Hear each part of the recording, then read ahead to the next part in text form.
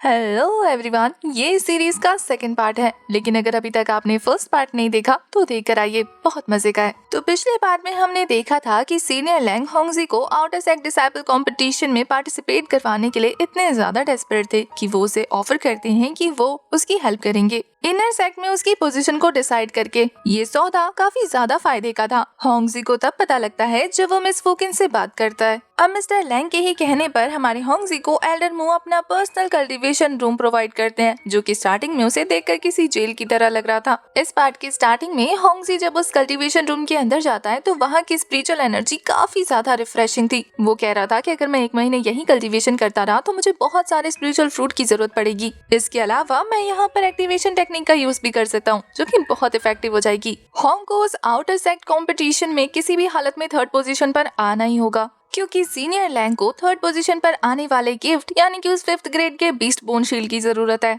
इसी वजह से तो वो होंग की मदद कर रहे हैं। तो वो डिसाइड करता है कि वो एक भी सेकंड वेस्ट नहीं करेगा। अपने पास मौजूद टेक्निक्स बुक्स को बाहर निकालने के बाद वो उन्हें प्रैक्टिस करना शुरू कर देता है। वो तो अपनी प्रैक्टिस में लग गया था। दूसरी तरफ हमें सीनियर लैंग को दिखाते हैं। वो मिस फुकिन को अपनी तरफ से काफी हाई ग्रेड का पिल प्रोवाइड करते हुए कह रहे थे कि उसे भी तो इनर सेक्ट कंपटीशन में पार्टिसिपेट करना है ना, जो 1 महीने बाद होने वाली है, तो उसके लिए उसे ब्रेक थ्रू करना होगा। मिस फुकिन भी उस पिल को लेने के बाद काफी ज्यादा खुश हो जाती है। यहाँ पर सीनियर लैंग को सिर्फ इसी बात की फिक्र होने लगती है कि होंगजी उन्हें डिसअपॉइंट ना करे। दूसरी तरफ हमें होंगजी को दिखाते हैं जो स्विफ्ट मूवमेंट की प्रैक्टिस कर रहा था, वो भी काफी ज्यादा स्पीड में। इस टेक्निक का यूज करते हुए बेचारा बार ऊपर से नीचे गिर रहा था और दूर से अपनी पावर की हेल्प से एल्डर मूव्स पर नजर रख रहे थे। वो कहते हैं कि कमाल की बात है, एक आउटर डिसाइपल होने के बाद भी इस लड़के में बहुत ज्यादा हिम्मत है, जो ये सबसे पावरफुल और सबसे कठिन मेथड का यूज करने वाला है, स्विफ्ट मूवमेंट टेक्निक। इसे मास्टर करना आसान नहीं है। वहीं हमारा चालाक होंगजी 2 चीजें ट्राई करता है एक साथ। स्विफ्ट मूवमेंट टेक्निक का यूज करते हुए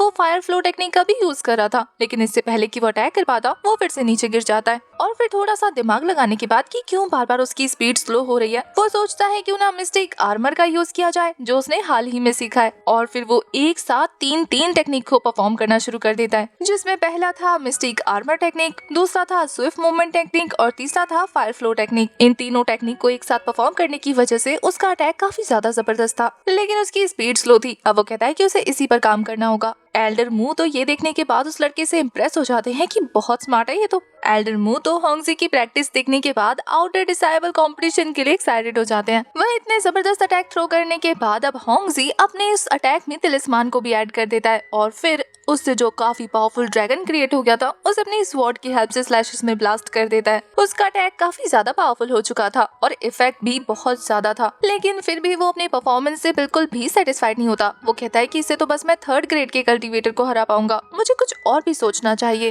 तभी लेटे लेटे उसकी नजर उस क्रेन पर पड़ती है, जिसे देखकर उसे चोरों की याद आ गई थी। उन चोरों के पास से भी तो उसने एक टेक्निक बुक हासिल की थी, जो कि 3rd ग्रेड के कल्टीवेटर को आराम से डिफेंड कर सकते हैं। ये सोचकर वो उसकी टेक्निक को मास्टर करना शुरू कर चुका था। तभी एक हुवांग नाम का बंदा उस छोटे सर्वेंट के साथ हमारे होंगजी के बारे में ही बात करते हुए तेजी से कल्टीवेशन रूम की तरफ बढ़ने लगता है, ये कहते हुए कि आखिर मास्टर ने इस बार मुझे वो रूम प्रोवाइड क्यों नहीं किया। सीनियर लैंग की वजह से उस होंगजी को ये रूम मिल गया, इसी वजह से मास्टर मुझे अवॉइड कर रहे थे। उसका प्लान था कि वो जाकर होंगजी के साथ फाइट करेगा और फिर देखेगा कि किसको वो कल्टीवेशन रूम मिलना चाहिए। वो अंदर घुसते ही हमारा होंगजी जो कि प्रैक्टिस कर रहा था उस पर एक स्नीक अटैक थ्रो कर देता है। होंगजी ने बड़े आराम से उसके अटैक को डिफेंड कर लिया था। अब ये बंदा खुद को इंट्रोड्यूस करते हुए कह रहा था कि मेरा नाम हुवांग है और मुझे भी ये कल्टीवेशन रूम चाहिए, चलो ड्यूअल बैटल करके देखते हैं। जो जीतेगा वो इस कल्टीवेशन रूम को ओन करेगा। वैसे भी तुम आधे महीने से इसमें प्रैक्टिस कर रहे हो। वो बंदा अपनी बात कंप्लीट करने के बाद अरीना में चला जाता है। होंगजी भी लाइक बात किया और निकल लिया, किस तरीके का इंसान है ये। वैसे हुवांग इसका नाम सुना सुना लग रहा है, लगता है सीनियर सिस्टर ने मुझे इसके बारे में बता रखा है। अब वो यही सोच रहा था कि चलो अच्छा हो गया, मुझे अपनी प्रैक्टिस को टेस्ट करने का मौका मिल गया, मैं इस फाइट को लड़ने जरूर चाहूंगा।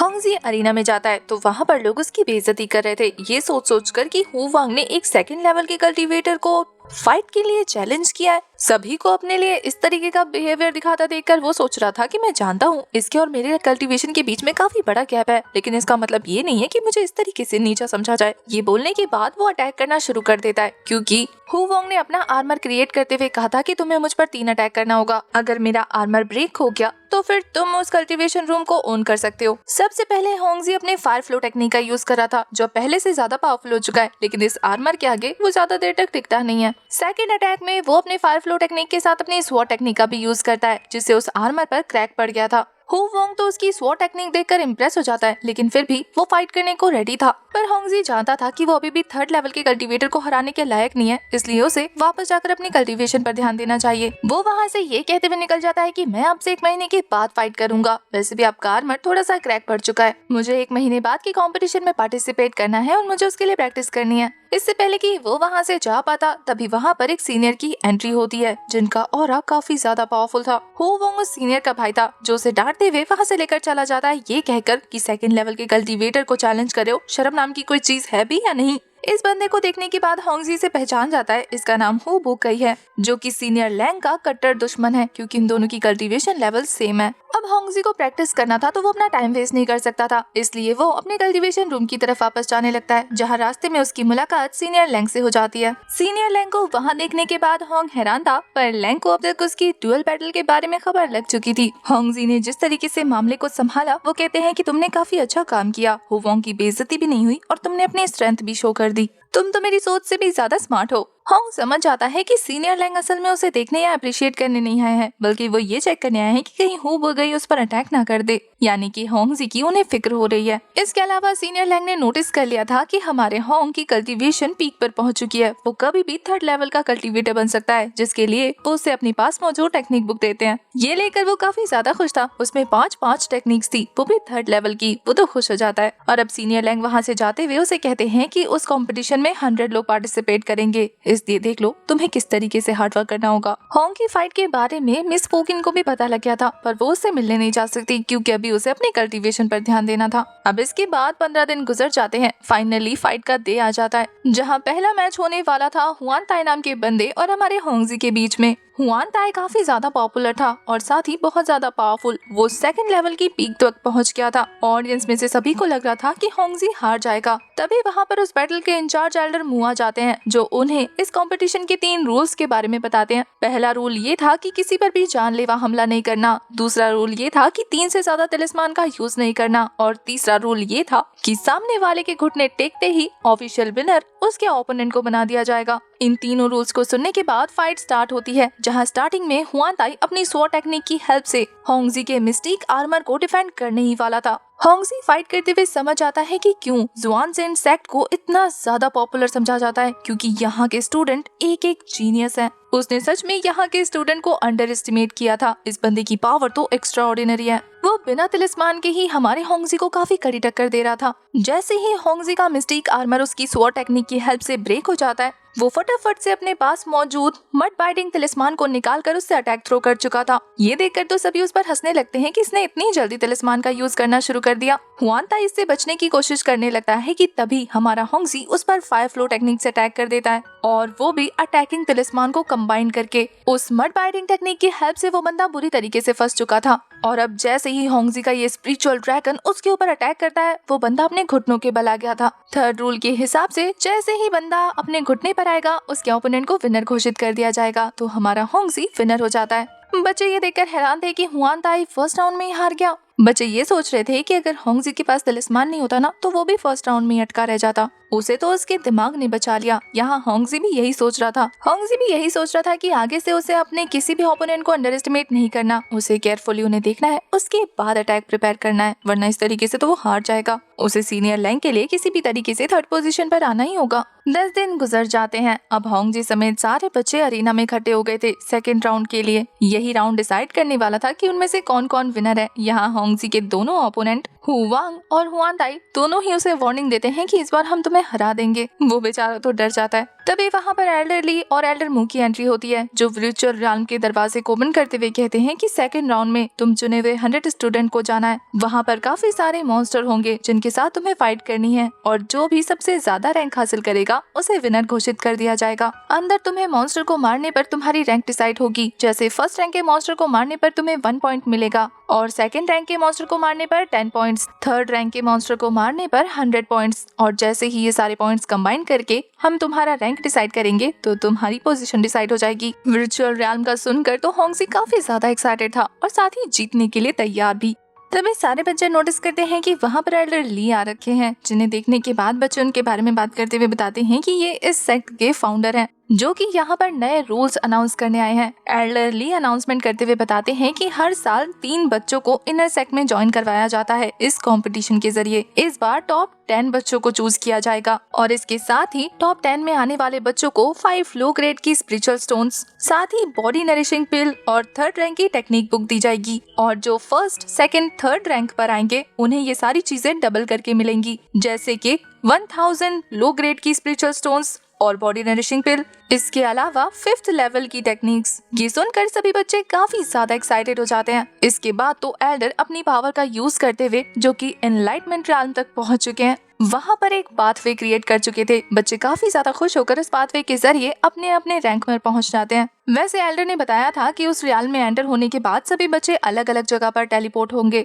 ये सुनकर होंगजी तो खुश हो गया था क्योंकि उसके दुश्मन जो उससे दूर हो जाएंगे। रिचुअल रियाल में एंटर होने के बाद होंगजी वहाँ के पेड़ों पे जंप करते हुए आगे बढ़ रहा था। वो तो कहता है कि यहाँ का इल्यूजन सच में कितना ज्यादा रियल है। मैंने तो बहुत ज्यादा रिचुअल गेम खेले हैं पर ये उनसे डिफरेंट है। तभी अलग अलग जगह से बीस्ट के रोर्स करने की आवाज आती है, जिसे सुनकर होंगजी समझ गया था कि लगता है बच्चों ने बीस्ट के साथ फाइट करना शुरू भी कर दिया। उसे जल्दी करना होगा। वहीं दूसरी तरफ हमें हुवांग को दिखाते हैं जो अपनी स्वॉर्ड टेक्निक का यूज करते हुए एक 2nd रैंक के मॉन्स्टर को हरा चुका था और अब उसने 10 पॉइंट्स भी कमा लिए। वो तो खुश हो जाता है। दूसरी तरफ हुआन ताई को दिखाते हैं, उसके पीछे तो 3rd रैंक का मॉन्स्टर पड़ गया था। ये राइनोसोरस उसे अपने हॉर्न से उठा उठा के पटकना शुरू कर देता है। बेचारा चिल्लाते हुए यही कह रहा था कि आते ही सीधा 3rd रैंक के मॉन्स्टर से मुलाकात करवा दी। इतनी बुरी किस्मत भी क्या किसी की होती है। यहाँ होंगी ऐसा था जिसने अभी तक मॉन्स्टर का चेहरा भी नहीं देखा कि तभी उसकी ये मुराद भी पूरी हो जाती है। पीछे से काफी पावरफुल मॉन्स्टर उस पर रॉर करना शुरू कर देता है। इससे पहले कि वो मॉन्स्टर उसे हर्ट कर पाता, वहीं पीछे से जंप करते हुए एक शार्प मेटल स्वॉर्ड एनर्जी का यूज करने लग जाता है, जिससे एक जबरदस्त स्लैश रिलीज होकर उस मॉन्स्टर को बीच में से काटने की कोशिश कर रहा था।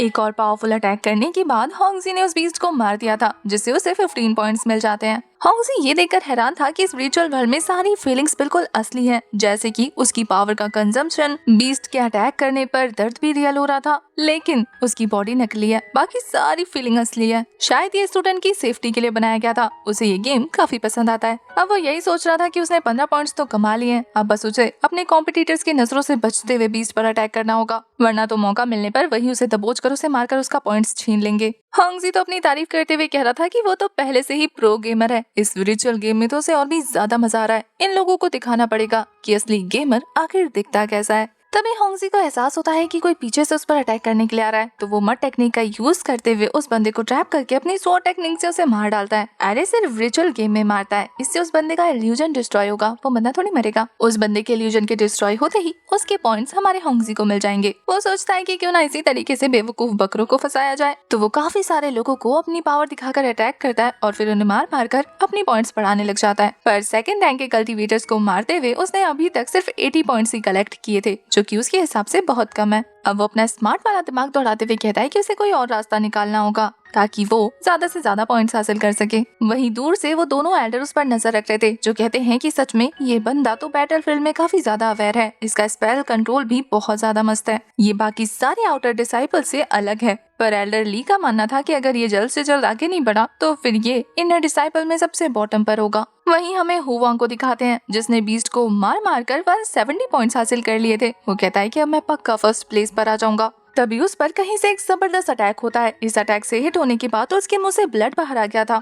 उस पर अटैक करने वाले बंदे का नाम वांग यू था और उसकी पार्टनर थे जिन यू, जो दोनों मिलकर हुवांग पर स्नीक अटैक करते हुए उसे जान से मारकर उसके पॉइंट्स को हासिल कर लेते हैं। वैसे तो वांग यू का कल्टीवेशन लेवल हुवांग के सिमिलर था, इसलिए उसने पहले डिसाइड किया था कि 1 ऑन बैटल में उसे हराएगा। पर अब जब एल्डर ली ने कंपटीशन के रूल्स को चेंज कर दिया है, तो उसे अपनी जूनियर पार्टनर जिन यू के साथ मिलकर उसके साथ फाइट करनी पड़ रही है। उसे मारने की वजह से इस बंदे के पॉइंट्स 200 हो गए थे और अब वो कहता है कि मुझे फर्स्ट रैंक पर आने से कोई नहीं रोक सकता। ये सब दूर से एल्डर्स भी देख रहे थे कि किस तरीके से ये बंदा चालबाजी कर रहा है। वहीं हुवांग जब रिचुअल वर्ल्ड से बाहर आता है तो उसका भाई हुबई, जो कि काफी ज्यादा गुस्से में था, वो अपनी स्पीड का यूज करते हुए उसके पास आकर उसके कान मरोड़ने लगता है। वो तो कह रहा था कि भैया गलती हो गई, माफ कर दो, पर उसका भाई कहता है कि तुझे तो पीटने की जरूरत है, कितनी बार सिखाया था। एल्डर्स ये देखकर हंसने लगते हैं कि इसका भाई इतना बड़ा जीनियस और ये कितना बड़ा लल्लू है। फाइटिंग टेक्निक्स तो अच्छी है, लेकिन फाइट करते करते ये भूल गया कि ओपोनेंट्स भी अटैक कर सकते हैं। दूसरी तरफ हमें हुवांग को दिखाते हैं जो एक ही अटैक में 3 डिसाइपल्स को मार देता है। उन्हें मारने के बाद अब इसके पास 120 पॉइंट्स हो गए थे।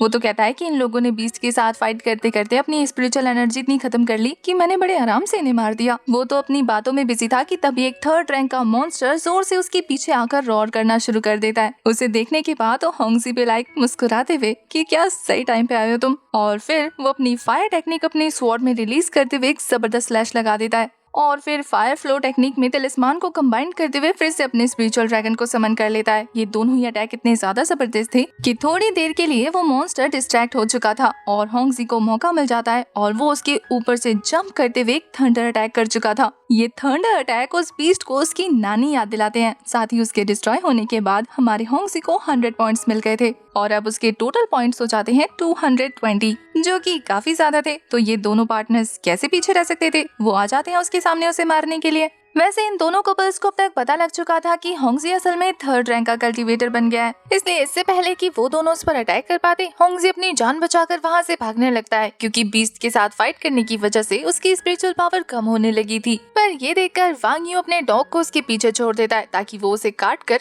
रास्ते में गिरा दे। पर होंग इतना भी कच्चा खिलाड़ी थोड़ी ना है, वो उस डॉग को जान से मार देता है। ये देखकर तो वांग यू का गुस्सा 7वें आसमान पर पहुँच गया था, इसलिए वो और जिन्यू मिलकर हमारे होंगजी को चेस करना शुरू कर देते हैं। होंगजी काफी ज्यादा स्मार्ट था, वो उनकी आंखों से ओझल होते हुए उन दोनों को ही मर्ड में ट्रैप कर देता है और फिर एक इविल सी स्माइल हंसते हुए वो उस लड़की के पास पहुंच गया था, जो ये देखकर कि अब उसकी जान खतरे में है, होंगजी को सीड्यूस करना शुरू कर देती है। पर वो तो ये कहते हुए उसे जान से मार देता है कि सॉरी मिस, अभी आपको जाना होगा, रास्ते में मुलाकात करूंगा। उस लड़की के मरते ही हमारे होंगजी को 100 पॉइंट्स मिल जाते हैं और अब इसकी कल्टीवेशन आधी से भी कम हो चुकी थी, इसलिए वो कुछ 2nd लेवल के कल्टीवेटर्स के पास जाकर छुप गया था। होंगजी ने वहाँ इसलिए शेल्टर लिया था क्योंकि उसे पता था कि ये 2nd रैंक के डिसाइपल्स उसके ओपोनेंट को थोड़ी देर के लिए डिस्ट्रैक्ट कर देंगे, तब तक उसे कल्टीवेशन करने का मौका मिल जाएगा, जिससे उसकी स्पिरिचुअल पावर वापस आ जाएगी। होता भी बिल्कुल ऐसा ही है। वांग यून कल्टीवेटर्स के सामने आ जाता है, जो उसे देखकर अपना अपना वेपन बाहर निकाल लेते हैं। मामला काफी ज्यादा ठंडा था, वहाँ पर गर्मी बढ़ाने के लिए होंगजू एक स्नीक अटैक करते हुए दोनों जुटों के बीच में लड़ाई लगा चुका था। उन लोगों को आपस में लड़ता देखकर इसे मजा आने लगता है। फाइट करते हुए वांग यू ने अपनी पावर की हेल्प से इन तीनों कल्टीवेटर को तो मार दिया था, लेकिन उसकी स्पिरिचुअल एनर्जी काफी कम हो जाती है और फिर बस इसी मौके का फायदा उठाते हुए हमारा हीरो सबसे पहले तो अपनी स्वॉर्ड टेक्निक से उसे डिस्ट्रैक्ट करता है और फिर पीछे से स्नीक अटैक करके उसे जान से मार देता है। हमारा हीरो तो अकेले ही इस जैसे 100 पर भारी है। सभी डिसाइपल्स एक एक करके बाहर आ गए थे।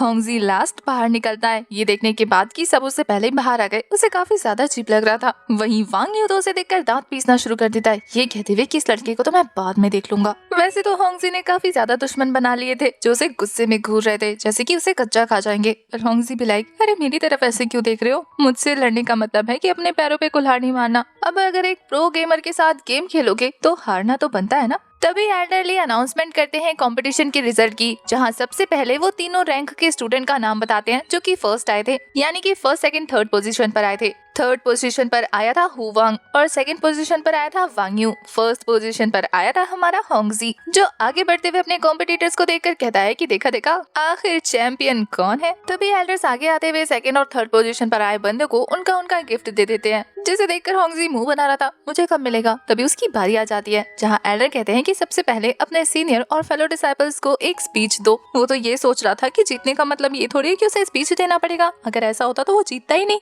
पर तभी सीनियर लैंग उससे कांटेक्ट करते हुए कहते हैं कि बस कुछ वर्ड्स कह दो। तो बंदा अपनी कहानी शुरू कर देता है, ये कहते हुए कि वो 3 लोगों को अपने सक्सेस का क्रेडिट देना चाहता है, उनके बिना तो वो एक चीटी की जिंदगी गुजारता। वो कहता है कि सबसे पहले तो मिस फुकिन, जिन्होंने उसे मार्केट में देखा, अपने साथ ले गई और एक स्वीपर से उन्होंने उसे कल्टीवेटर बनाया, वो भी सिर्फ 3 महीनों में। एल्डर ली तो ये जानकर हैरान रह जाते हैं कि ये लड़का सिर्फ 3 महीनों से कल्टीवेशन कर रहा है, इसके बाद भी सेकंड रैंक का डिसाइपल बन गया। इसके बाद होंगजी कहता है कि मैं सीनियर लैंग को डेडिकेट करना चाहता हूँ सेकंड रैंक। वो तो शर्म से पानी पानी होने लगते हैं कि मैंने इस बेवकूफ को कहा था कि कुछ वर्ड्स बोले, ये तो मेरे बारे में बात करने लग गया। सीनियर लैंग की लंबी चौड़ी तारीफ करने के बाद वो कहता है कि अगर वो ना होते तो आज मैं यहाँ आप लोगों के सामने ना होता। दोनों एल्डर्स अब तक हमारे होंगजी की बातों से फुल टू इम्प्रेस हो चुके थे कि इस लड़के में तो जरूर कुछ खास बात है। वहीं तीसरे नंबर पर हमारा होंगजी तारीफ करता है एल्डर मू की कि उन्होंने उसे अपना कल्टीवेशन रूम दिया, वो भी 1 महीने के लिए। एल्डर मू भी हैरान थे कि ये लड़का उन्हें भी अपने सक्सेस में शामिल कर रहा है। वो एल्डर मू से कहता है कि थैंक यू मेरा साथ देने के लिए। आप वो पहले एल्डर हैं जिन्होंने मेरी कल्टीवेशन के बेस पर मुझे लो जज नहीं किया। आपकी ही हेल्प की वजह से आज मैं इस कंपटीशन में फर्स्ट प्लेस पर आया हूँ। एल्डर मू भी एक पल को उसकी तारीफों से शर्मा जाते हैं। वैसे होंगजी का टैलेंट देखने के बाद एल्डर ली और एल्डर मू दोनों ही आपस में लड़ने लगते हैं कि कौन उसे अपना डिसाइपल बनाएगा। ये देखकर तो होंगजी के कल्टीवेटर जलने लगते हैं और सीनियर लैंग मुस्कुराने लगते हैं। फाइनली एल्डर ली बातों में जीतते हुए होंगजी को अपना डिसाइपल बनने पर मजबूर कर देते हैं। वो कहते हैं कि मुझे डेली कितने सारे महंगे पिल्स और आर्टिफैक्ट संभालने पड़ते हैं, हमारे यहाँ लोगों की कमी है, इसलिए मुझे तुम जैसे समझदार बंदी की जरूरत है। गोल्डन जेड हॉल जाने के नाम से ही हमारा होंगजी इमेजिन करने लगता है कि वो spiritual fruit, spiritual tokens, coins, pills के बीच में खेलेगा, यानी कि उस पर इन सारी चीजों की बारिश होगी, बारिश। थोड़ा दिमाग लगाने पर वो कहता है कि इन सारी चीजों का यूज करने के बाद तो मेरी कल्टीवेशन लेवल एकदम से बूस्ट हो जाएगी, तो मैं उसे ज्वाइन कर लेता हूँ। अब होंगजी को एल्डर उसका गिफ्ट देते हैं, जिसमें उसे वो बोन शील्ड भी मिल जाती है जो कि सीनियर लैंग को चाहिए थी। उसके अलावा भी होंगजी को अपनी पोटली में कुछ और महसूस हो रहा था, पर एल्डर ली टेलीपैथी का यूज करते हुए उससे कहते हैं कि मैं जानता हूँ तुम्हारा ये शील्ड तुम अपने सीनियर को देने वाले हो, क्योंकि ये तुम्हारे यूज के लिए नहीं है, तो इसलिए मैंने तुम्हारी पोटली में कुछ और भी रखा है, इसे सबके सामने शो मत करना, अकेले में जाकर देखना। होंगजी तो खुश हो जाता है कि एल्डर ली अभी से उसे फेवर देने लग गए। यहाँ पर एल्डर ली जब उस बोन शील्ड की खासियत गिनाने लगते हैं कि ये अपने आप ही अटैक को डिफेंस कर लेता है, साथ ही पूरी बॉडी को कवर करता है। इस शील्ड के रहते आपको किसी और बैरियर की जरूरत नहीं पड़ेगी। तो ये सुनने के बाद बच्चे सोचते हैं कि क्या ये इस कल्टीवेशन लेवल पर भी 5th रैंक का स्टूडेंट बन जाएगा। इसी वजह से तो सीनियर लैंग को ये शील्ड चाहिए थी। अब इसके बाद एल्डर सभी डिसाइपल से कहते हैं कि उन्हें जिस एल्डर को चूज करना है वो उसके स्टूडेंट बन सकते हैं। वो शुरुआत सबसे पहले हमारे होंगजी से करते हैं, वो तो उन्हें ही चूज करके उन्हें काफी ज्यादा खुश कर देता है। इसके बाद एल्डर होंगजी से कहते हैं कि मेरे पीछे खड़े हो जाओ, तब तक मैं बाकी बच्चों के सीनियर्स का नाम भी सुन लूं। सभी बच्चे होंगजी को इतना ज्यादा फेवर मिलता देखकर काफी ज्यादा गुस्से से तिलमिला रहे होते हैं, लेकिन सीनियर लैंग को पता था कि ये बंदा ये करके दिखाएगा। वो यही सोच रहे थे कि न केवल इसने फर्स्ट पोजीशन हासिल की बल्कि एल्डर मोली का चहेता भी बन गया। होंगजी को भी पता था कि अब उसके पास काफी पावरफुल बैग है, कोई भी आराम से उससे पंगा नहीं लेगा। अब कंपटीशन का सारा मामला निपटाने के बाद हमारे एल्डर ली होंगजी को लेकर गोल्डन जेड हॉल की तरफ रवाना हो जाते हैं। वो पवेलियन काफी ज्यादा बड़ा था। एल्डर ली कहते हैं कि तुम यहाँ पर रहकर कल्टीवेशन करके अपनी कल्टीवेशन को इम्प्रूव कर सकते हो, आज से यही तुम्हारे रहने की जगह है। एल्डर होंगजी को बताते हैं कि तुम बुक स्टोर पे जाकर वहाँ से बुक लेकर कल्टीवेट कर सकते हो, साथ ही पिल्स हॉल में जाकर पिल्स ले सकते हो। स्पिरिट बीस्ट हॉल में जाकर वहाँ से काफी पावरफुल बीस्ट गैदर कर सकते हो अपनी सहूलियत के हिसाब से। इसके अलावा अगर तुम्हें आउटर ट्रेनिंग करनी हो तो तुम जाकर अपने लिए कोई भी मिशन चूज कर लेना, लेकिन ऐसा करने से पहले एक बार मुझसे परमिशन ले लेना, क्योंकि मैं तुम्हारा एल्डर हूँ। होंगजी समझ गया था। एल्डर कहते हैं कि अब फर्स्ट पोजीशन हासिल करने की वजह से मैंने तुम्हें 1000 लो ग्रेड स्पिरिट स्टोन दिए हैं और साथ ही 2 कल्टीवेशन पिल्स भी। ये तुम्हारी कुछ दिन की कल्टीवेशन के लिए इनफ होगा। जैसे ही तुम्हारी ये रिसोर्सेज खत्म हो आकर मुझसे ले लेना। पर यहाँ एल्डरली बातों बातों में ये भी बता देते हैं कि ये सेक्ट की प्रॉपर्टी है, तो वो अंधाधुन होंगजी पर नहीं खर्च कर सकते, उन्हें हिसाब से उसे देना होगा। होंगजी समझ आता है कि अगर फ्यूचर में उसे रिसोर्सेज चाहिए तो उसे हार्डवर्क करना होगा। यहाँ एल्डरली कहते हैं कि बताओ तुम्हें मुझसे कौन सी टेक्निक सीखनी है, वेपन रिफाइनिंग, तिलिस्मान मेकिंग या फिर पिल रिफाइनिंग। होंगजी काफी चालाकी से अपनी बात रखते हुए कहता है कि उसे तो तीनों टेक्निक सीखनी है, तीनों ही काफी काम की हैं। एल्डर उससे खुश होते हुए उसे एक बुक पकड़ाकर कहते हैं कि इस बुक को रीड करके मुझे वापस कर देना, काफी ज्यादा खास है। एल्डर ली समझ चुके थे कि हमारे होंगजी ने सीनियर लैंग के साथ क्या प्रॉमिस किया होगा, तो वो कहते हैं कि वैसे तो वो शील्ड काफी ज्यादा खास है, पर मैं जानता हूँ कि लैंग उसे कहाँ यूज करेगा। वो ब्लैक वाटर ड्रैगन पूल जाने वाला है, इसीलिए हेवनली ट्रेजर उसके 6th ग्रेड के कल्टीवेशन में काम आएगा, क्योंकि वो जल्द ही 6th लेवल पर ब्रेक थ्रू करने वाला है। इसीलिए एल्डर ली उसे अलाउ कर देते हैं कि तुम ये ट्रेजर उसे दे देना। यहाँ पर एल्डर ली ने हमारे होंग को काफी ज्यादा स्पिरिचुअल से भरी हुई रूम प्रोवाइड की थी। वो कहते हैं कि तुम वहाँ पर एलिमेंट फॉर्मेशन भी प्रैक्टिस कर सकते हो। इसके अलावा इस हॉल में हमारे होंगजी की मंथली सैलरी होने वाली थी 200 लो ग्रेड स्पिरिचुअल स्टोन्स। इसके अलावा उसे जो तीनों टेक्निक सिखाई जाएगी, अगर वो उसमें मास्टर बन गया तो फिर उसकी सैलरी इंक्रीज हो जाएगी। एल्डर बताते हैं कि अगर तुम्हारा इन सारे रिसोर्सेज में भी कम हो तो फिर आने वाले कुछ दिनों में इनर सेक्ट कंपटीशन होने वाला है, उसमें पार्टिसिपेट कर लेना। तुम्हारी रैंक के बेस पे तुम्हें काफी सारे रिसोर्सेज मिलेंगे।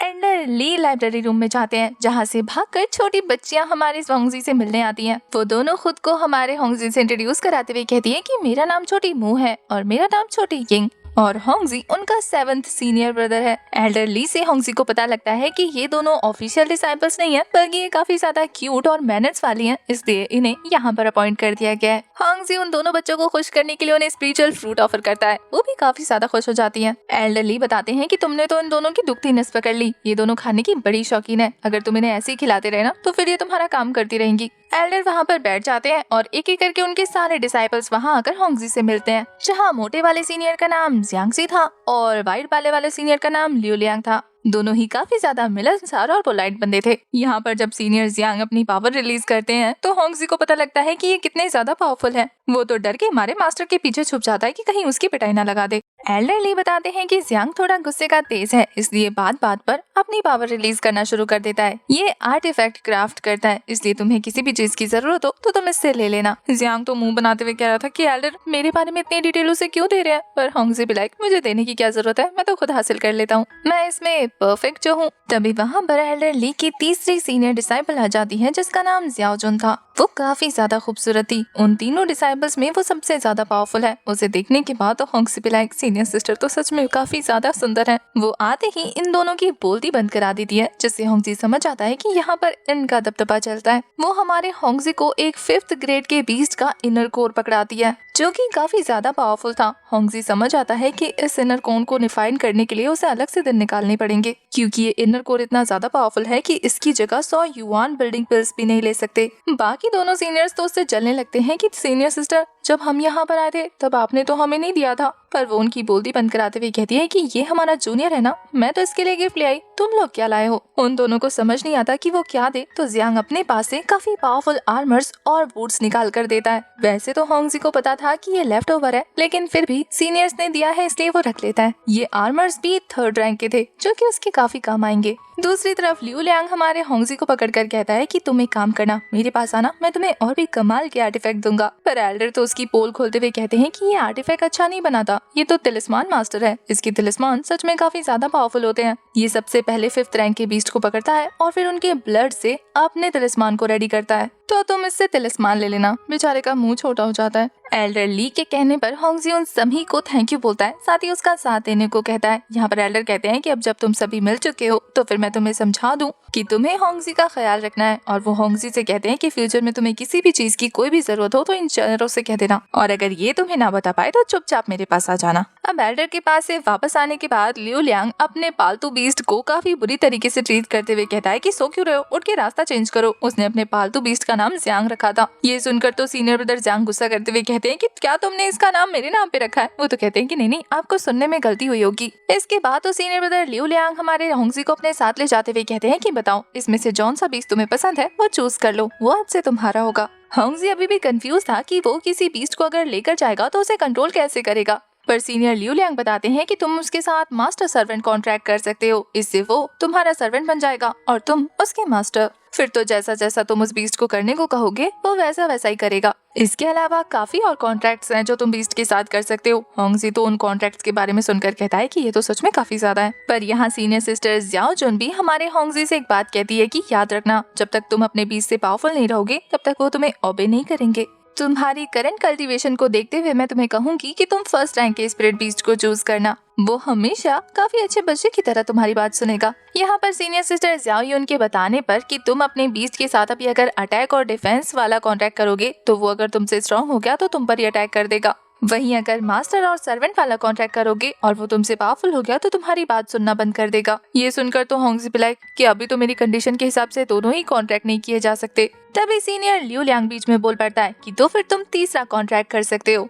तुम सील तिलिस्मान कॉन्ट्रैक्ट करना। जैसे जैसे उसकी कल्टीवेशन बढ़ती जाएगी तुम्हारे तिलिस्मान का सील भी स्ट्रॉन्ग होता जाएगा, और जब वो बीस्ट पावरफुल होता जाएगा तो वो कभी भी अपने मास्टर को हार्म करने के बारे में सोचेगा तो उसे खुद ही पेन होने लगेगा। इसके अलावा भी अगर उसने तुम्हें हर्ट करने की कोशिश की तो उसकी पावर ही सील हो जाएगी। तो ये मेथड तुम्हारे लिए सही रहेगा, तो तुम यही कॉन्ट्रैक्ट करना। होंगजी को भी यही कॉन्ट्रैक्ट काफी पसंद आता है। पर तभी सीनियर जियांग आगे आते हुए कह रहे थे कि जूनियर ब्रदर इसकी बात मत सुनना, इसके लिए तिलिस्मान बनाना बाएं हाथ का खेल है, लेकिन बाकियों के लिए तो बहुत ज्यादा मुश्किल है। पर लियो लियांग हमारे होंगजी को रिलैक्स रहने को कहता है कि मैं तुम्हारे लिए तिलिस्मान बना दूंगा, बस तुम बीस्ट चूज करो। इन लोगों की बातों ने तो होंगजी को इतना कंफ्यूज कर दिया कि उसे समझ ही नहीं आता कि उसे क्या करना चाहिए। होंगजी फिर से लियो लियांग से कहता है कि क्या आप मुझे चूज करके दे सकते हैं कोई अच्छा सा बीस्ट, क्योंकि मैं यहाँ पर नया हूँ और मुझे चीजें पता भी नहीं है ना। वो नहीं चाहता था कि वो कोई बेकार सा बीस्ट चूज कर ले जिसके पास कोई पावर ही ना हो। इसके बाद तो सीनियर लियो लियांग हमारे होंगजी के कहने पर उसे अलग अलग तरीके के बीस्ट दिखाने लगते हैं, जहाँ पहले नंबर पर बारी आती है बियर बीस्ट की, जो सच में काफी ज्यादा पावरफुल था। उसके बाद बारी आती है मून वॉल्फ की, जिसकी स्पीड और स्ट्रेंथ सच में अमेजिंग थे। उसके बाद बारी आती है मिरर इमेज स्पिरिट कैट की, जो कि काफी सारे सोल अटैक्स कर सकती है। इन सारे बीस्ट को देखने के बाद होंगजी डिसाइड करता है कि उसे कौन सी वाली चाहिए, क्योंकि उसके पास ज्यादा पैसे नहीं है जो वो बड़े बड़े बीस्ट को हैंडल कर सके। इसलिए वो अपना मन बनाते हुए कहता है कि सीनियर, मुझे ये मिरर इमेज स्पिरिट कैट चाहिए। लियो लियांग के बताने पर कि ये बहुत तेजी से अपनी कल्टीवेशन को ग्रो कर सकती है, तुम इसे ज्यादा देर तक होल्ड नहीं कर पाओगे। पर वो कहता है कि मुझे तो यही पसंद आई है। इसके बाद सीनियर ब्रदर लियो लियांग अपनी पावर की हेल्प से हमारे होंगजी के साथ इस स्पिरिट कैट का बॉन्डिंग बनाने वाले थे, यानी कि तिलिस्मान कॉन्ट्रैक्ट। वो होंगजी से कहते हैं कि ये कॉन्ट्रैक्ट 10 सालों का है, 10 साल के बाद तुम इसे आगे और भी बढ़ा सकते हो। और अब आज के बाद से ये स्पिरिट कैट हमारी होंगजी की पेट हो जाती है। अब अपनी कैट मिलने के बाद होंगजी डिसाइड करता है कि वो यहाँ रुककर अपना टाइम वेस्ट नहीं कर सकता, बल्कि उसे जल्द से जल्द जाकर सीनियर लैंग से मिलना होगा। सीनियर लैंग के पास पहुँचने के बाद उसकी मुलाकात मिस लैंगनिंग से भी हो जाती है, जो उसे देखकर कहती है कि मेरा ख्याल रखना, मैं भी तुम्हारे साथ ओसी एल्डर की डिसाइबल बनने वाली हूँ। यहाँ मिस फुकिन हमारे होंगजी को देखकर कहती है कि ये लड़का जिस स्पीड से आगे बढ़ रहा है एक दिन मुझे भी पीछे छोड़ देगा।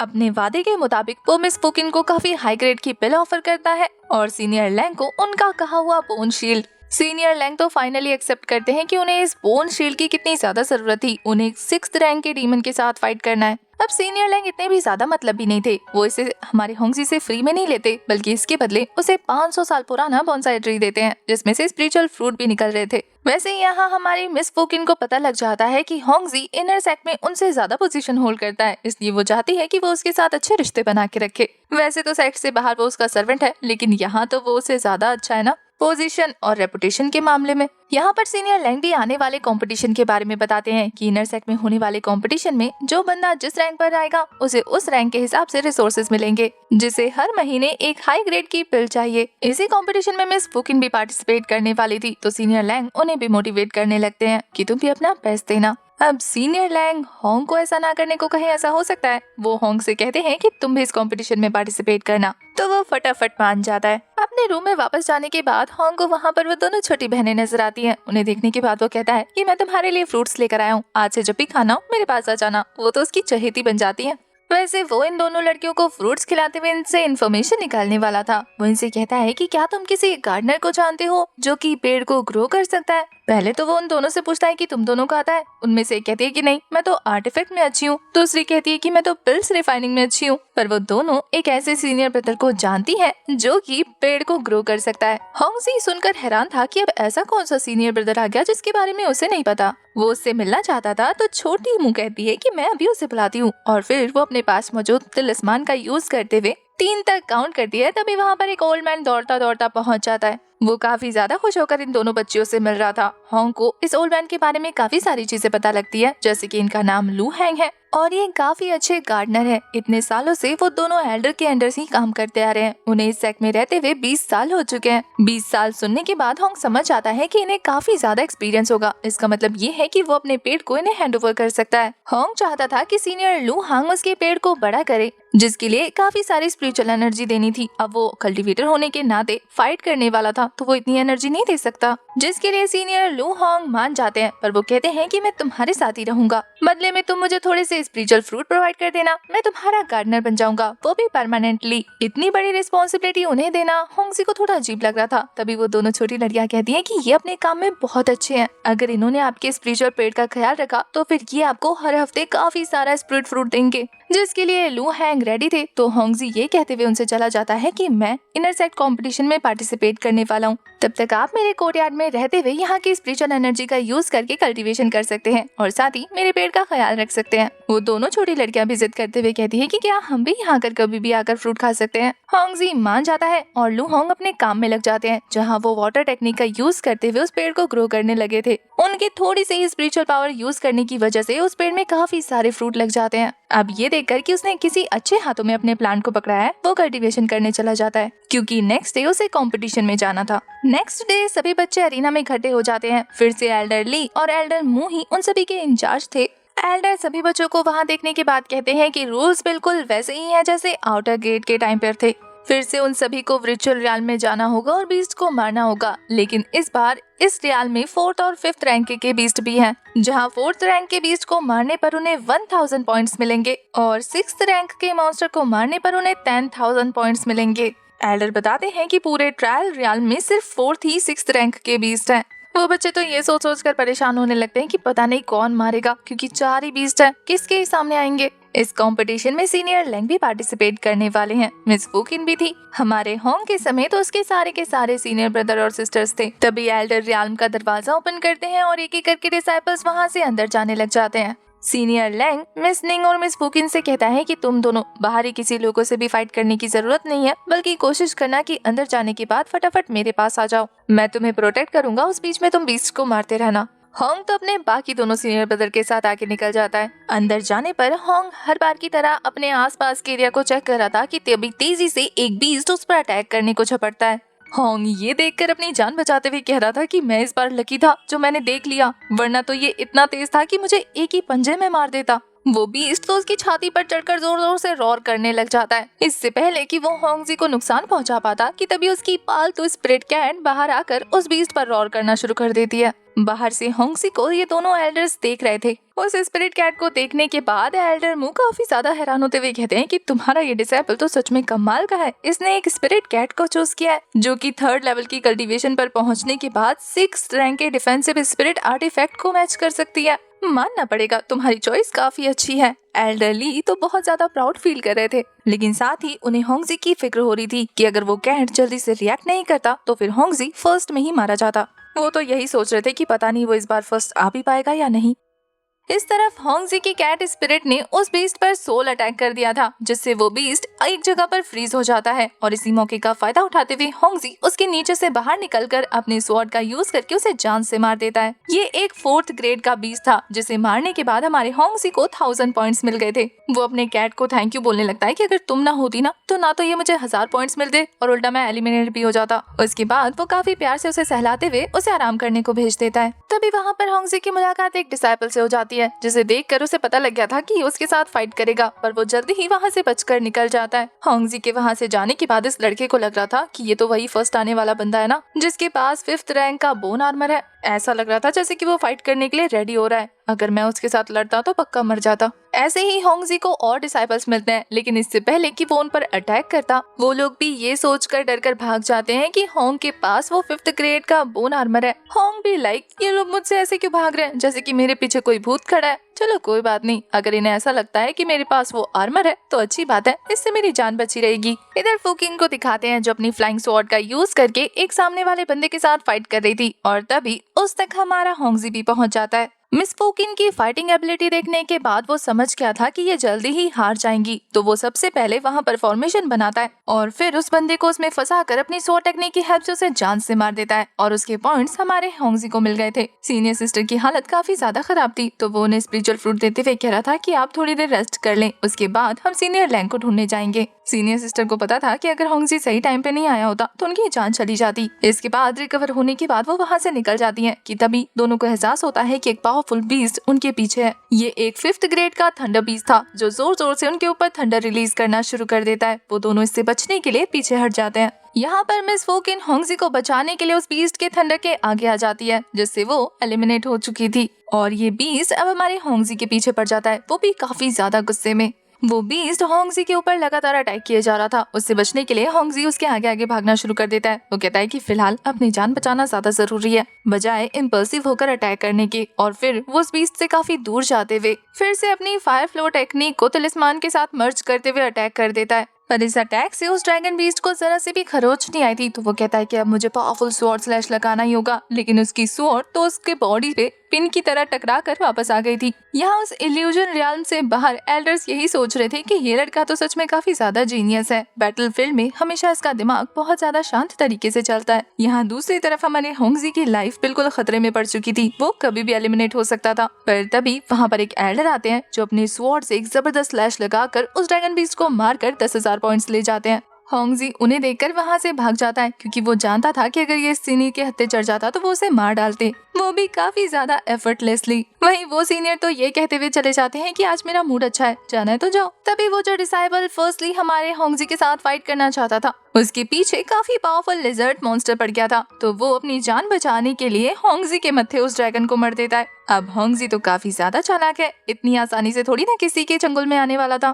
तो वो उस बंदे को मड टेक्निक में फंसाकर खुद किसी जगह पर छुप गया था, जिससे वो बीस्ट उसे खा जाता है। होंगजी को लग रहा था कि उसकी जान बच गई, लेकिन तभी अचानक से वो लिजर्ड उसके पीछे पड़ गया था। ये लिजर्ड भी 5th ग्रेड का मॉन्स्टर था। होंगजी को समझ नहीं आता कि आखिर आज उसने कौन से पाप कर दिए जो ये बीस्ट उसके पीछे पड़ गए हाथों के। वो उस बीस्ट से बच के भाग ही रहा था कि तभी उसे एक और जानवर के रोर करने की आवाज आती है। वो समझ जाता है कि ये पक्का किसी 6th ग्रेड का मॉन्स्टर होगा। उसे लग रहा था कि ये लिजर्ड तो कितना ज्यादा बेवकूफ है, 6th ग्रेड के मॉन्स्टर की टेरिटरी में आ गया, जिंदा नहीं बचेगा ये तो। तभी होंगजी एक स्माइल के साथ पेड़ पर चढ़ गया था, ये कहते हुए कि मेरा काम तो हो गया। तभी देखते ही देखते वो 6th ग्रेड का मॉन्स्टर उस 5th ग्रेड के मॉन्स्टर पर अटैक करना शुरू कर देता है, जहाँ वो एक दो मुक्के में ही उस मॉन्स्टर के चीथड़े बनाने वाला था। वो तो उसे हवा में उछाल देता है। बस इसी मौके का फायदा उठाते हुए हमारा होंगजी अपने तलिस्मान और अपने वेपन को निकाल कर अटैक थ्रो कर देता है, जिससे अब इस मॉन्स्टर के मरने के बाद 10,000 पॉइंट्स उसके हो जाते हैं। अब तक उस बियर 6th ग्रेड के मॉन्स्टर की नजर हमारे होंगजी पर पड़ जाती है। होंगजी वहाँ से बच के जाने की कोशिश ही कर रहा था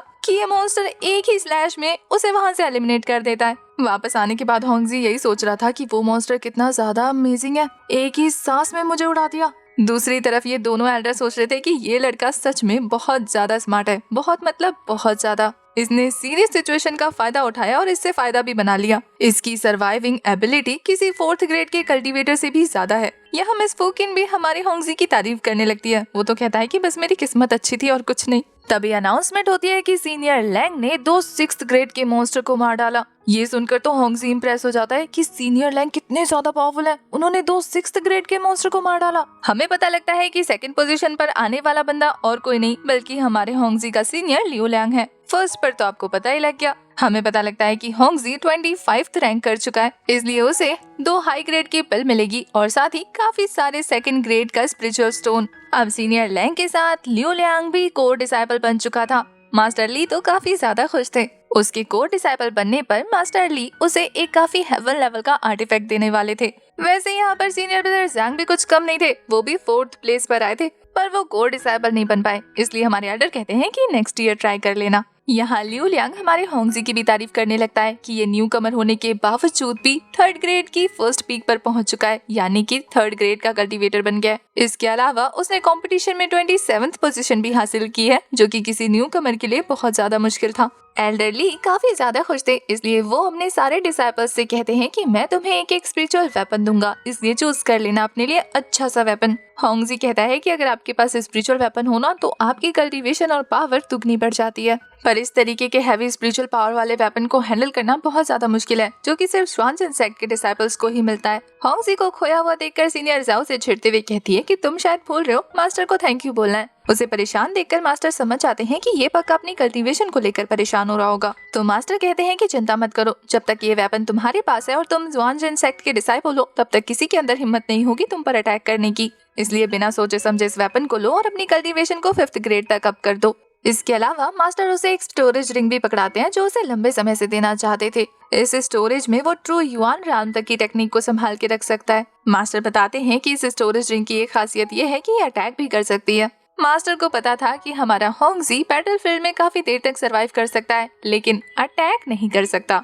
अपने से ज्यादा पावरफुल लोगों पर, इसलिए वो कहते हैं कि ये तुम्हारे लिए बेस्ट गिफ्ट है। उस रिंग को अपनी स्पिरिचुअल पावर से मर्ज करने के लिए हमारे होंगजी को अपने ब्लड का यूज करना था, जिसके बारे में उसे मास्टर बताते हैं। अब अपनी अपनी बातें करने के बाद एल्डर उन्हें वहाँ से जाने को कह देते हैं, क्योंकि उन्हें सीनियर लियो लियांग से अकेले में कुछ बात करनी थी। वहाँ से वापस जाते हुए सीनियर सिस्टर ज्याओ हमारे होंगजी को रोककर उससे कहती है कि तुम्हारे पास वो जो कैट है उसके साथ तुमने कितने दिन का कॉन्ट्रैक्ट किया है। होंगजी बता देता है कि 10 सालों का। वो कहती है कि वैसे तो तुम्हारी कैट काफी ज्यादा पावरफुल है, लेकिन उसकी अटैकिंग सिस्टम बहुत कम है। मैंने जो तुम्हें पिल दी थी, क्या तुमने उसे रिफाइन कर लिया? वो तो कहता है कि टाइम ही नहीं मिला। तो सीनियर सिस्टर कहती है कि ठीक है, फिर उसे अपने कैट के साथ शेयर करना, इससे तुम्हें भी फायदा होगा। वो तो यही सोच रहा था कि कैट को पालने के लिए भी रिसोर्सेज की जरूरत पड़ती है क्या। घर जाने के बाद वो अपने कैट को उस कोर को खिलाने के ट्राई करा था। उसकी कैट तो झटके से ही थोड़ा सा खा लेती है और फिर देखते ही देखते फ्लाई करते हुए ब्रेक थ्रू कंप्लीट कर लेती है। होंगजी को यकीन नहीं होता उसकी कैट ने इतनी जल्दी ब्रेक थ्रू कर लिया। अब वो सेकंड रैंक पर पहुंच गई है।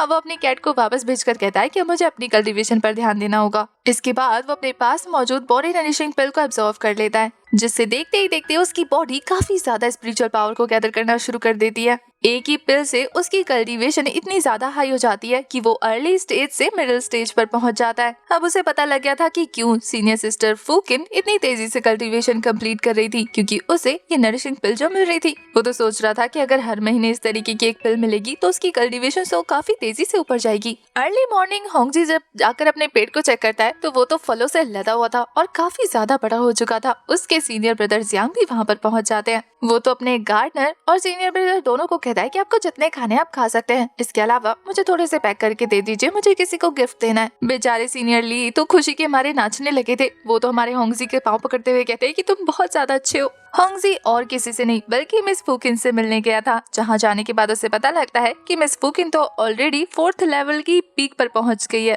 पर मिस फूकिन बताती है कि 4th लेवल पर आने के बाद से उन्हें कल्टीवेशन को इम्प्रूव करने के लिए 4 पिल्स की जरूरत पड़ रही है। वो होंगजी से कहती है कि जब तुम्हारी कल्टीवेशन 3rd लेवल की पीक पर पहुंचेगी ना, तब तुम्हें पता लगेगा कि ये कितना मुश्किल है। होंगजी ऑलरेडी 3rd लेवल की पीक पर पहुंच गया था, पर उसने अपनी कल्टीवेशन को सप्रेस करके रखा है, इसलिए मिस फूकिन को पता नहीं लगा। वो कहती है कि मुझे जल्द से जल्द अपनी कल्टीवेशन को इम्प्रूव करना होगा, क्योंकि मुझे सेमी एनुअल टूर्नामेंट में पार्टिसिपेट जो करना है। यहाँ होंगजी मिस फूकिन से पूछता है कि क्या आपको उन दोनों चोरों का पता लगा कि उन्हें भेजने वाले कौन थे। मिस फूकिन को शक था कि पक्का ये बाकी दोनों फैमिलीज का काम होगा, लेकिन अभी तक ये श्योर नहीं हो पाई हैं कि किसका काम है। वैसे मिस फूकिन और उनके भाई में बिल्कुल नहीं बनती। उन्हें लग रहा था कि कहीं ये उसका काम तो नहीं। होंगजी तो बस यही सोच रहा था कि जितनी बड़ी फैमिली उतने बड़े फैमिली के मसले। होंगजी मिस फूकिन को ऑफर करता है कि क्या आप कल शाम को मेरे साथ बाहर चलेंगी, पर मिस फूकिन कहती है कि देखो, अगर इनर डिसाइपल होने के बाद तुम्हें बाहर जाने का मौका मिल जाए तो इसे वेस्ट मत करो, वरना तुम्हारे मास्टर के सामने तुम्हारी इमेज खराब हो जाएगी। अगर तुम्हें बाहर जाना ही है तो फिर तुम अपने लिए टास्क ले लो।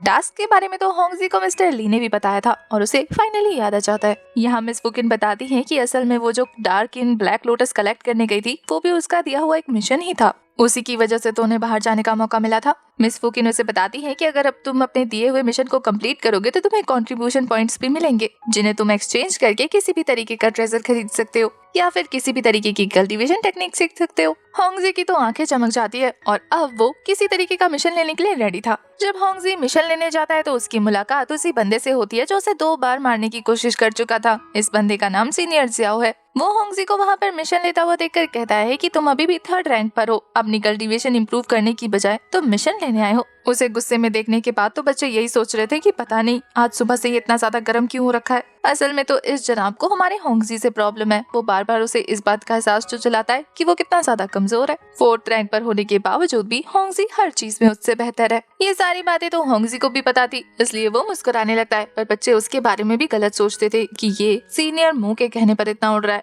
अगर इसके एल्डर इसके साथ ना होते तो इसको अच्छा मजा चखाते बच्चे। पर होंगजी तो उस बंदे से काफी पोलाइटली बात करते हुए कह रहा था कि मैं 3rd ग्रेड का कोई मिशन लेने आया हूँ, क्या आप मुझे कुछ सजेस्ट कर सकते हैं। वो तो होंगजी को धक्का मारते हुए गुस्से में वहाँ से निकल जाता है। तभी वहाँ पर एक और सीनियर से हमारे होंग की मुलाकात होती है, जिन्हें देखने के बाद वो पहचान जाता है कि ये तो डिसिप्लिन हॉल के बाहर खड़े थे और साथ ही इन्होंने कंपटीशन के दौरान एक 5th ग्रेड के मॉन्स्टर को भी हराया था। उसे समझ नहीं आता कि इन्होंने कंपटीशन में मुझे जाने दिया और अभी मुझसे हंस के बात कर रहे हैं, आखिर इनके इंटेंशन क्या है। वो सीनियर हमारे होंगजी से कहते हैं कि तुम यहाँ पर मिशन लेने आए हो ना। मैं बता दूं, एक गांव के बाहर एक मॉन्स्टर देखा गया है जो काफी सारे लोगों पर हमला कर रहा है। काफी सारे आउटर सेक्ट के डिसाइपल्स भी वहाँ पर गए हैं और वो अभी तक वापस नहीं आए। तुम वैसे भी इनएक्सपीरियंस्ड हो तो इस मिशन को संभाल लो, जो कि लुओ सिटी के ही आसपास है। होंगजी इस मिशन के लिए रेडी था। वो सीनियर फेंग तो उसे स्माइल पास करते हुए वहाँ से चले जाते हैं। ये बंदा तो सोच रहा था नफरत समझ आती है, लेकिन लोग मुझे इस तरीके से देखकर हंसते हैं ना तो बड़ा खराब लगता है, क्योंकि अभी तक सीनियर फेंग के इंटेंशन इस बंदे को समझ नहीं आए ना। इसके बाद सीन शिफ्ट होता है और हमें फूकिन के भाई को दिखाते हैं। हमें पता लगता है उसकी बातों से कि उन दोनों चोरों को इसी ने भेजा था और उसके साथ इस काम में शामिल है लॉर्ड याओ। जो कि असल में मिस फूकिन के नहीं बल्कि उनके भाई के वफादार है। वो तो चाहता था कि उसकी सिस्टर मर जाए, लेकिन जब वो सुनता है कि उसके साथ होंगजी भी जुड़ गया है तो गुस्से में उसका खून खौलने लगता है। यहाँ हमें एल्डर जू और एल्डर किन को भी दिखाते हैं। उनकी बातों से हमें पता लगता है कि ये दोनों भी सेक्ट के बारे में सारी खबर रखते हैं, क्योंकि स्वानजेन सेक्ट में इनका भी एक नेफ्यू पढ़ता है जिसने इन्हें सारी चीजों के बारे में बता दिया कि मिस फूकिन का वो फेलो डिसाइपल यानी कि उनका सीनियर अब स्वानजेन सेक्ट का कोर डिसाइपल बन चुका है, यानी कि सबसे ज्यादा पावरफुल। इन्हें तो ये भी पता लग जाता है कि मिस फूकिन असल में 4th ग्रेड की पीक पर पहुंच गई है और होंगजी 3rd ग्रेड की पीक पर। मिस्टर किन सारी बातें सुनकर तो रिलैक्स थे, लेकिन जब वो ये वाली खबर सुनते हैं कि होंगजी का सपोर्ट और कोई नहीं बल्कि एल्डर मू कर रहे हैं और एल्डर ली भी, तब तो उसके गले में चाय फंस जाती है कि ऐसा कैसे हो सकता है। उस 2 कौड़ी के नौकर के बैक सपोर्ट पे वो एल्डर्स हैं। एल्डर जू बताते हैं कि मेरे नेफ्यू ने तो मना किया है कि उस बंदे को कुछ भी नहीं करना वरना उसके एल्डर भड़क जाएंगे। इतना सब सुनने के बाद एल्डर किन की बातों से पता लगता है जैसे कि वो कुछ बड़ा प्लान करने वाले हैं। होंगजी अपने मिशन के लिए बाहर आया था तो वो जियोन टाउन का चक्कर लगाना नहीं भूलता। वहाँ उसे देखने के बाद उसका दोस्त डैनियल काफी ज्यादा खुश हो जाता है। मिस लूका और मिस चोंग भी उसे स्वानजेन सेक्ट के बारे में सवाल करने लगती हैं, जैसे कि वो लोग उसे वहाँ देखने के बाद काफी एक्साइटेड थे। होंग तो उन दोनों के लिए भी 500 साल पुराने ट्री का वो फ्रूट लेकर आता है जिसे देखकर वो खुश हो जाती हैं। होंगजी डैनियल से कहता है कि क्या तुम यहाँ खुश हो या फिर तुम मेरे साथ स्वानजेन सेक्ट जाओगे। वो तो कहता है कि मैंने लड़की पसंद कर ली है और मैं उसके साथ यहाँ पर बहुत खुश हूँ। अपने दोस्त की सेटिंग का सुनकर होंगजी भी उसे छेड़ने लगता है कि क्या बात है। डैनियल उस लड़की को होंगजी से मिलाने के लिए काफी ज्यादा एक्साइटेड था, इसलिए वो भागकर उस लड़की को लेने चला जाता है। होंगजी भी यही सोच रहा था कि अब जब ये लड़की ढूंढ चुका है तो फिर मैं इसे अपने साथ कल्टीवेशन के रास्ते पर नहीं ले जा सकता। पर वो मिस लूका और मिस चोंग से कहता है कि क्या आप दोनों चलेंगी। मिस लूका तो कहती है कि क्या तुम्हें हम कल्टीवेटर्स लगती है, अगर ऐसा लगता है तो फिर ठीक है, हम चलने को तैयार है। होंगजी को असल में अपने लिए 2 सर्वेंट्स चाहिए थे। वो कहता है कि अगर ये दोनों मेरे साथ चलेंगी तो लाइफ कितनी आसान हो जाएगी ना। मैं एक से तिलिस्मान बनवाऊंगा और दूसरी से पिल रिफाइन करवाऊंगा, मजा आ जाएगा। अब तक डैनियल भी अपनी गर्लफ्रेंड दिखाने ले आया था, वो भी काफी ज्यादा खूबसूरत थी। उन्हें देखने के बाद ये खुश हो जाता है और इसी ब्यूटीफुल से सीन के साथ हमारा ये वाला पार्ट हो जाता है खत्म। आपको एक्सप्लेनेशन कैसे लगी कमेंट करके जरूर बताना, और अगर आगे भी इसके एपिसोड्स चाहिए तो वो भी कमेंट करके बताना। भर भर के कमेंट करना। नेक्स्ट वीडियो आने तक bye bye, tata, take care.